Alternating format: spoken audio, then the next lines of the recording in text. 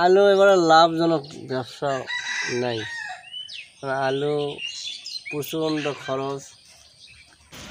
5 বিঘে লাগাচ্ছি ভাই, আলু লিচ্ছে না, কোলেস্ট্রল এসে জীবন শেষ রোজা থেকে। সকাল 6টার সময় আসছি ভাই, এখন 1টা বাজিচ্ছে, লিচ্ছে না আলু, লিখছে না। এখন বাজে কটা? 12টা, 2 ঘন্টা। আলু না, গেট বন্ধ করে দিচ্ছে, এখন দেয় পরে, এখন দেবে।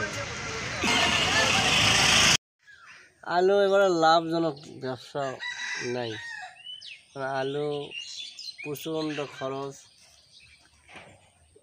বীজের দাম বেশি কিনেছি আমরা, কিনতে এই জন্যে আলু ভালো ফল দেখিচ্ছি না, দামে কম, খুবই কম, বলা যাবে না ওটা এখন। তবে তা রাখে যে আসার দ্বারা 100 টাকা 400 টাকা 500 টাকা যদি হয় বস্তা থেকে, তাও ভালো।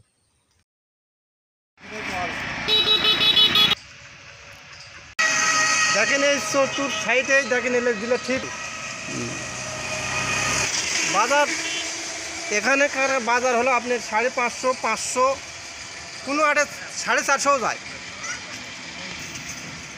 আমাদের কৃষকের তো সমস্ত এলা লসই, এবারকার বাজারের সমস্ত লস।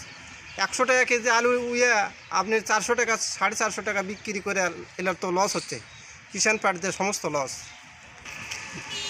যাদের টাকা আছে তাদের লাভ, আমাদের কোনো কৃষকের কোনো লাভ নেই, কৃষকের খালি ক্ষতি। যেটা কিনবে দাম আমার কাছে সেটাই খালি লস।